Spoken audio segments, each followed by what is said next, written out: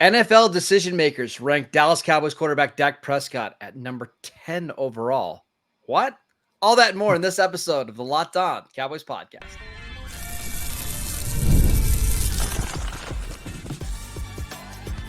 You are Locked On Cowboys, your daily Dallas Cowboys podcast. Part of the Locked On Podcast Network, your team every day. Welcome back to the Locked On Cowboys podcast, part of the Locked On Podcast Network, your team every day. We'd like to thank you for making us your first listen of the day. Today's episode is brought to you by Gametime. Download the Gametime app, create an account, and use promo code LOCKEDONNFL for $20 off your first purchase. Terms apply. I am your host, Marcus Mosher. You can follow me on Twitter at Marcus_Mosher. Joining me today, as always, is Landon McCool. You can follow him on Twitter at McCoolBCB. Little programming note, Landon's going to be off the rest of this week as he finishes up this 5-week vacation. But we'll be back to 5 days a week starting this week. So if you've missed your 5 days of Locked On Cowboys, we are officially back getting you ready for training camp. But first of all, Landon, how you doing, sir? I feel like I haven't talked to you in so long. Yeah, I know. It's been a while, and it seems like I need to get on and yell at some folks when I see some of these ESPN lists, they start coming out. So I figured it was time for me to come back on and get angry and have a little discussion about how the Cowboys have been wrong to the national media again. Yeah, I mean, you're not wrong. All right, so let's talk about these rankings. So every year in July, Jeremy Fowler of ESPN, he talks to dozens of NFL coaches, executives, decision makers. And what he does is he tells them to rank the top 10 players at every position. And then he takes all those rankings and turns them into an average. And it gets some pretty wild results. So let's talk about Dak Prescott, who came in at number 10 on Fowler's list. The highest ranking Dak had from an executive was 7. And there were multiple people who had him outside of the top 10 overall. Last year, Dak was ranked 9th on this list.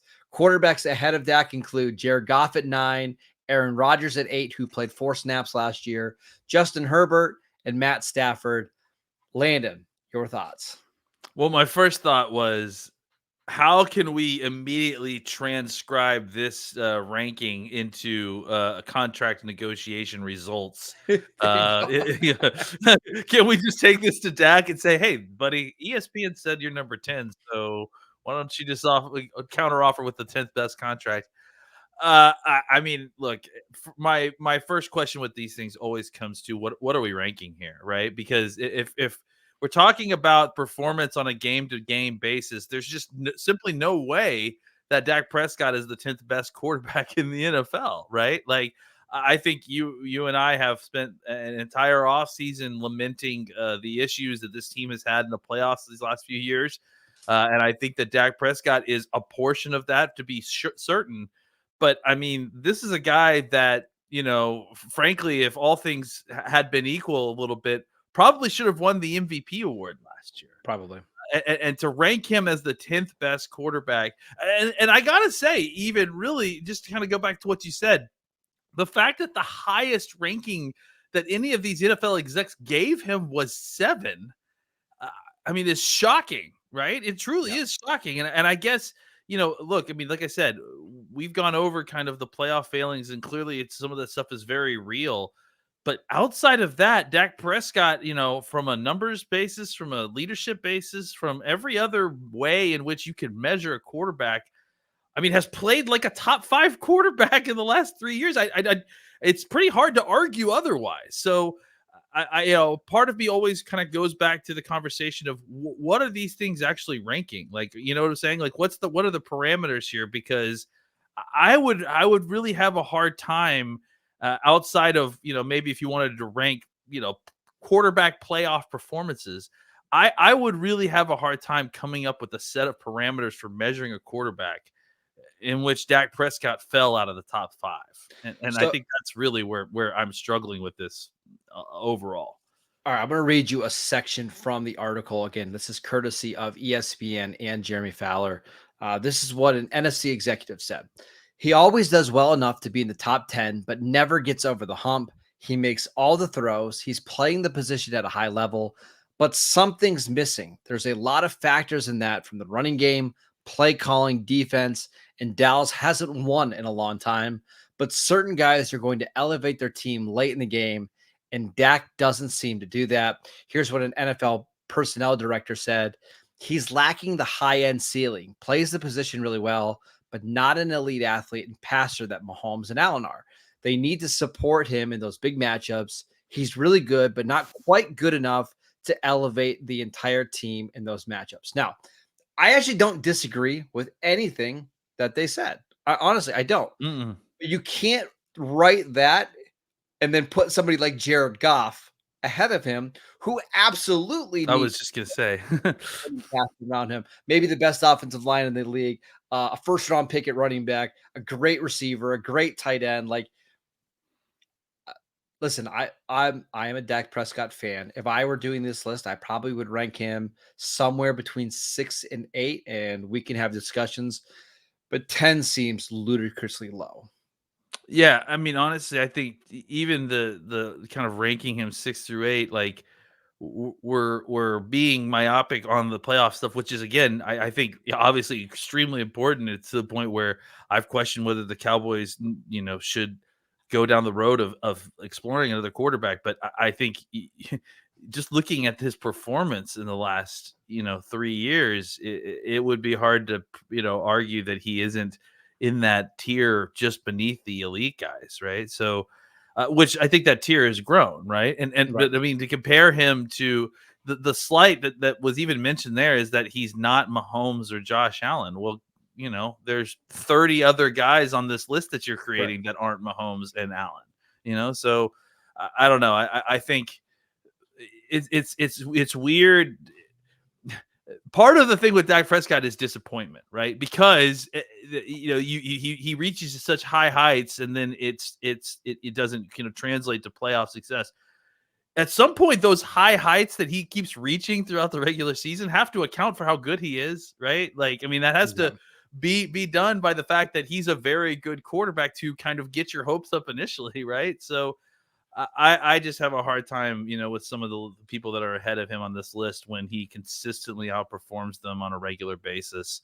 And I agree with you. Like, it's certainly one of those things where it's almost like a scouting report, right? Where you read the scouting report and then you look at the grade that the person gave, and they don't seem to match up, right? And so Yep. that's kind of where I'm at with this, is that it just feels like, there's lots of very good things to say. And then ultimately, when you can point to playoff success or the kind of, je ne sais quoi that we're all been trying to figure out about the Cowboys this offseason, you can just knock Dak down 4 pegs on that list, and, Bob's your uncle, you can call it a day and feel good about it, because, it's hard to counter the argument when he loses at the end of the season, but it's the most important. I mean, listen, anybody who's followed me on Twitter or listened to me talk at all about the NFL knows how much I love Justin Herbert. Like, he might be my favorite quarterback to watch in the league. He's big. He has a massive arm. And I mean, some of the ball placement stuff he has is unbelievable. But those are really good tools. But Justin Herbert's never won a playoff game. His stats have actually kind of declined every year since he's been a rookie. And I understand if you're putting Herbert high because of the upside and the potential, but based on what we've seen over the last 3 years, there's been no question that Dak has been the better quarterback. He's been the more productive quarterback. He's won more games. He's won more playoff games. And yet Dak gets knocked for the playoff performances, rightfully so. He needs to be better in the playoffs, but you can't rank Justin Herbert at 6 and ignore his playoff record as well. Yeah, I mean, that's the thing, is that it just feels like Dak's playoff performances, which should be heavily weighted, I don't doubt that, are still being overweighted in this category, right? Because the Cowboys ultimately are a team and not just Dak Prescott, and their failings in the playoffs has not been fully on Dak Prescott. Now, Dak obviously has a portion of that, but to kind of magically hand wave all the amazing amount of regular season success that Dak has had, way more than most of the people on this list, to be honest, including some of the people at the very top. He's had more production and success, especially during the regular season, than most of those guys. To hand wave that all away because of a team result at the end of the year, although a very important team result. Yeah. I think is a misappropriation of the kind of knocking down of his ranking. All right, let's continue with the ESPN rankings and discuss Micah Parsons' ranking among the top edge rushers. We will get to that next. This episode is brought to you by Gametime. Gametime is an authorized ticket marketplace of Major League Baseball, which means that you can get your tickets faster and easier than ever before. Prices on the Gametime app actually go down the closer that it gets to first pitch. And with killer last minute deals, all in prices, views from your seat, and their lowest price guarantee, Gametime takes the guesswork out of buying MLB tickets. You can save up to 60% off buying last minute tickets for sports, concerts, comedy, and theater events near you, and save even more with exclusive in-app deals on select seats ahead of the game or the event, and save even more when you choose a section and let Gametime choose your exact seats. Take the guesswork out of buying MLB tickets with Gametime. Download the Gametime app, create an account, and use promo code LOCKEDONNFL for $20 off your first purchase. Again, terms apply. Create an account, redeem promo code LOCKEDONNFL for $20 off. Download Gametime today. Last minute tickets, lowest price guaranteed. Welcome back to the Locked On Cowboys podcast. Are you watching Fox Sports or ESPN on your TV all day? Are you having to turn down the volume because of all that shouting? Make the switch to Locked On Sports today, a free 24/7 sports streaming channel program for you every day to bring you the biggest stories without all that unnecessary screaming. Locked On Sports today brings you can't miss analysis, opinions, and news, streaming 24/7 on YouTube or on the free Amazon Fire TV channels app, part of the Locked On Podcast Network, your team every day. All right, Landon, let's talk about Micah Parsons' ranking. He came in at number 3 among the edge rushers, behind Myles Garrett, number 1, which I totally get. Yeah. But also behind TJ Watt at number 2. What are your thoughts? Yeah, look, I love TJ Watt. I was a fan of his coming out. I have a hard time, putting him as a better pass rusher than Parsons, and I think, the consistency, the which he is getting double teamed, that he is, but still able to kind of continue to create pressures. I think he is just, a rare pass rushing tool, and I think if it wasn't for Myles Garrett, I mean, we would be talking about Parsons is the runaway best pass rusher in football as far as I'm concerned. I think with TJ Watt, it's a lot of kind of a one trick pony, or he has not a one trick pony. I shouldn't say that. The TJ Watt is a sack artist. I mean, he has, but it's like a complete system for him, right? And he does very well with that. He's explosive. He can use his hands to get back inside. But I just think as far as a person who can be put wherever you need him to be, who can completely dictate the blocking scheme based on his presence there. I think that TJ Watt has done a lot of really great things in this league, but I think it's hard to argue. And you're looking, if you're watching us on YouTube right now, you're seeing some of the quotes, and I think the 35.3 pass rush win rate kind of tells the whole tale, right? I mean, it's 5% higher than the second highest person on this list, which is Myles Garrett, by the way. Yeah, which is Myles Garrett. He's doing things as far as getting jump off the snap that no one in the league is doing. And look, there's a downside here. The run part of the game is something that he's going to need to figure out a little bit if he's not going to continue to get exposed in that way. But as far as pass rushers go, I think even with Myles Garrett, I would be hard pressed to pick anyone other than Micah Parsons if you're trying to start a team and you're trying to create a pass rush. I think Myles Garrett is a generational player. I think we don't we say that a lot, and we probably shouldn't, but I think he kind of fits that category, right? For his ability to rush the pass as well as he does, and then also be a dominant run player on the outside as well. And I think that's what clearly puts him in that number 1 slot. But if you're asking me to pick the best pass rusher in all of the NFL, like I think it's Micah Parsons, and I think he's got a step ahead of everyone, to be completely honest. And this list is okay. You know, I mean, TJ Watt, I wouldn't put it ahead of Micah Parsons. I think that's ridiculous. But I think that third overall in a league filled with very good pass rushers, it's not a personal It's insult the acceptable. way it's acceptable the way that some of the other ones weren't. And I think that's where, we can haggle a lot about this one. But I think that they are at least showing Parsons, due respect here. Some of the quotes from the NFL decision makers: unreal athleticism for the position, twitch, speed, and bend is phenomenal. His issues are really more in the run game than anything else. When he has to take on heavy stuff, that's where you feel the lack of size a bit.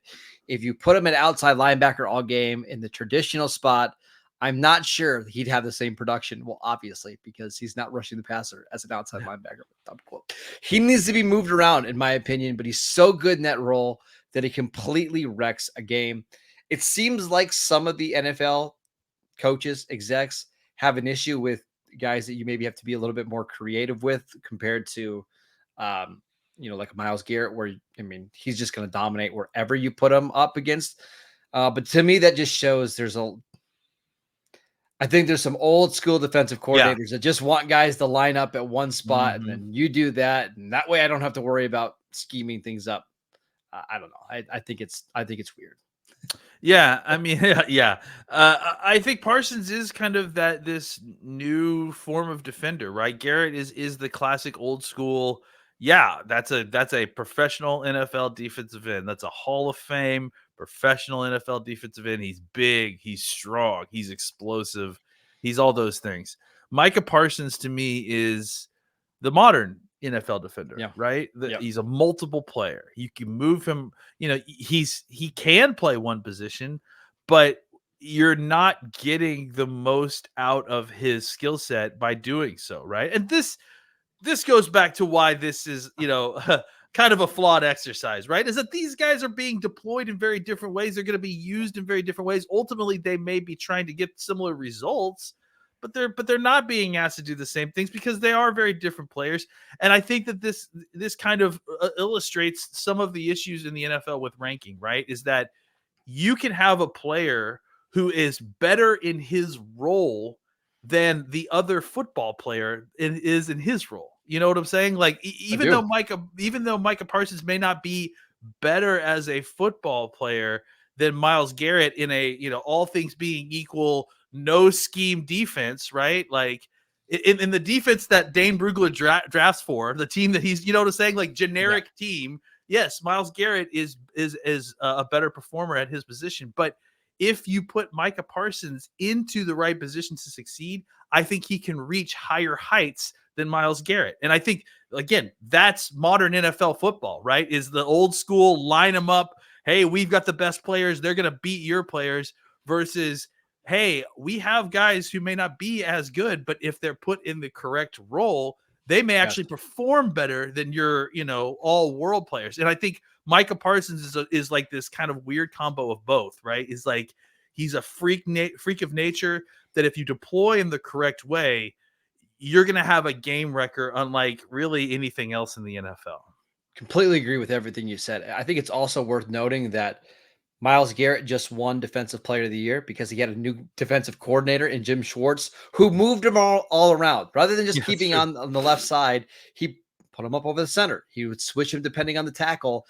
And all of a sudden, he got more sacks and he was more disruptive. It's crazy how that works when you get a modern defensive coordinator with an all-pro talent. So it's crazy to see what the results can be. Those guys are both absolutely ridiculous. And so that's why, like, if you want to put Garrett ahead of Parsons, I completely understand. But there's just so much data that suggests, and frankly, and so does film, that Parsons is a lot better than Watt. I mean, he gets more quick pressure. The pass rush win rate is better. He draws more double teams, all compared to Watt, who most of his sacks are coming after like 2.5 seconds. Yep. And I don't want to say they're cleanup sacks, but they're not necessarily high quality sacks either, compared to Parsons, who almost all of his are ones where he wins instantly off the line and brings down the quarterback. He's not getting the 3, 4, 5 extra sacks a game or extra sacks a season on cleanup stuff because he's just not getting those opportunities.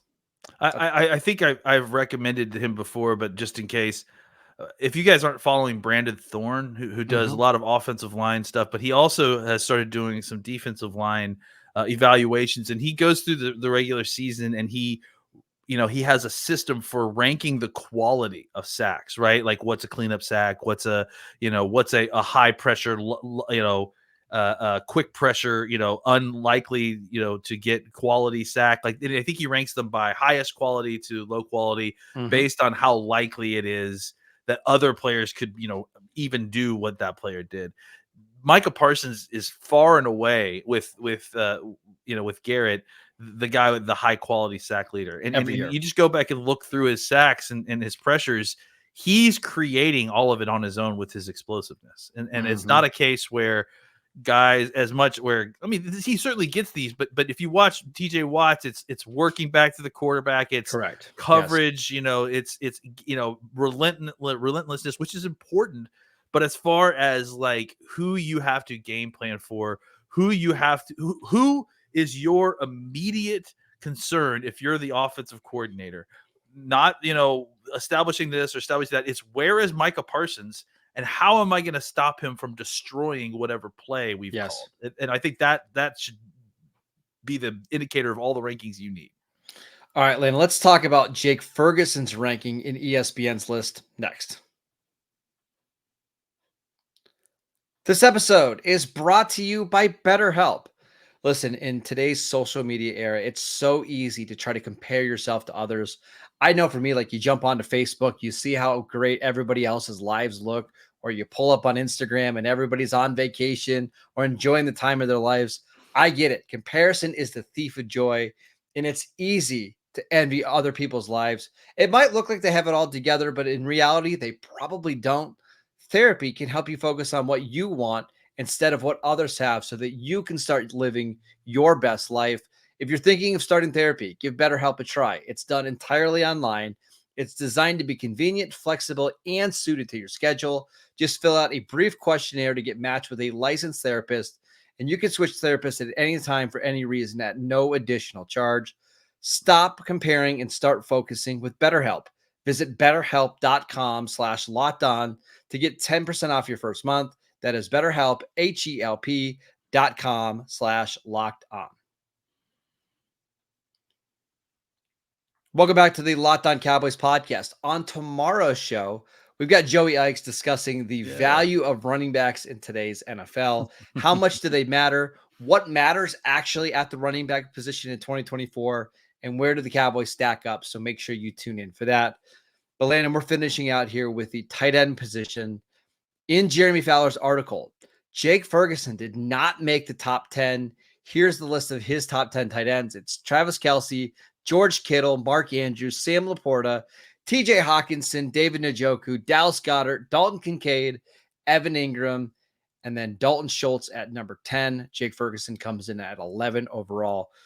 What do you think about Fergie's ranking? This is the one where I'm not upset. Like I'm not angry about it, but this feels very unfair to Fergie. I think that this is a situation where, the league is still not caught up on him yet. And there's some guys in that list that I feel like, potentially are kind of coasting on some name value, some draft name value specifically.